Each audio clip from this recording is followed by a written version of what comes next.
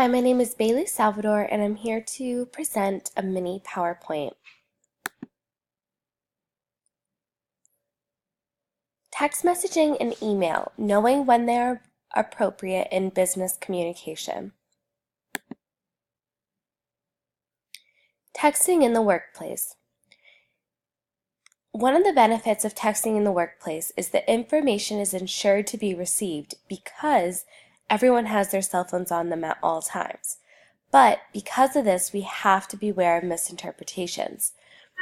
We have to make sure that everything that we are texting is not abbreviated, it's spelled out correctly, and we're getting our message across because we have our phones on us all the time. We run into the worry that people are going to be interrupted and they're going to glance at their phone and they're going to, quickly read what we said, and it might come off a little weird, or if we have abbreviations in there, then they may not know what that means. So we have to be really careful. Another huge benefit is a much faster response time. Again, because everyone has their phones on them, they receive the information quicker and then they're able to respond to you much faster. I find that this works great when, someone needs to call out of work, or someone's running late for a meeting, or they need to push the meeting back. I love it for that. I personally use that with my employees and my boss, because I just think it's much easier. And easy communication.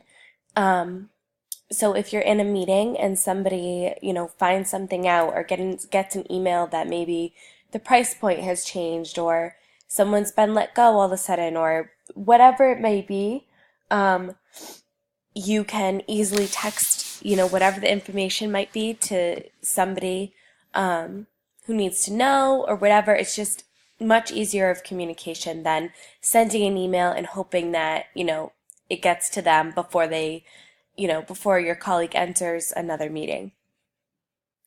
Texting in the workplace is also very common, I find nowadays. I think among coworkers and even boss and employee, like at my place of work. And we just have to make sure that we adapt to our audiences when writing our text messages. Meaning, if you're writing a message to your boss, you might want to be a little more formal. You might want to make sure that your spelling is correct, there's no abbreviations. You might want to adapt to the way that they text. If they use lots of emojis, you can too. If they don't and they're very straightforward, act the same way. If you're texting a coworker and you guys are buddies and you hang out after work, that's different. Use those abbreviations, use the emojis, use whatever you would typically use when talking to them, because they would understand it. So you just have to know your audience at all times when texting.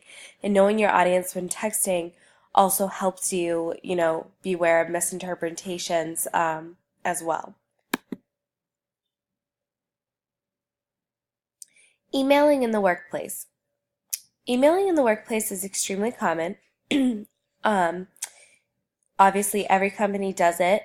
Always make sure everything you write over email, you wouldn't care if your boss saw. Stay professional. This is extremely important.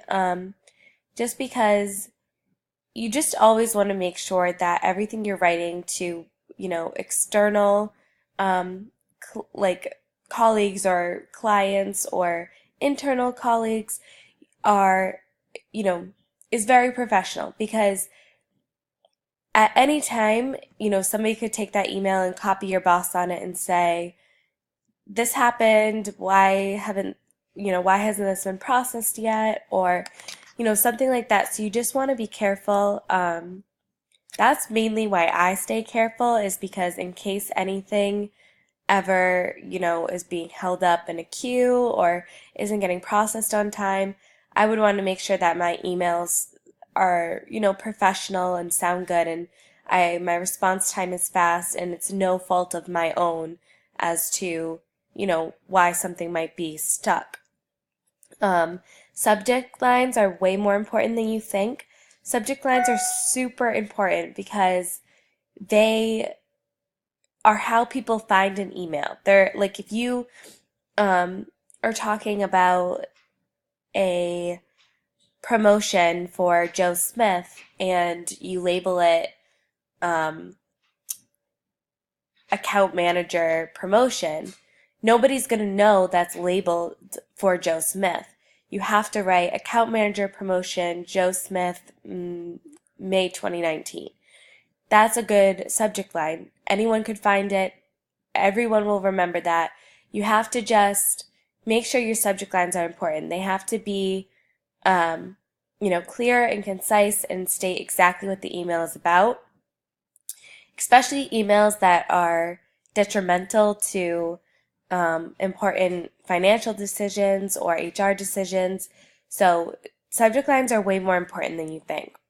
Be brief. Format is everything. You want to keep your emails short and simple. 3 paragraphs at the max, I think. You just want to make sure they're easy to read. If somebody comes across your email and they are busy and they're doing a million things and they see that your email is 3 thick paragraphs or 5 thick paragraphs or longer, they're going to skim it. They're going to misinterpret what you said. They're going to skip over it, maybe not even read it. They're going to glance at it, go back to it later, forget, and never read it. You want to make sure your emails are quick, to the point, and, it's enough that, somebody can either take the time to read it or somebody can glance at it, understand what it is, and then really read it later.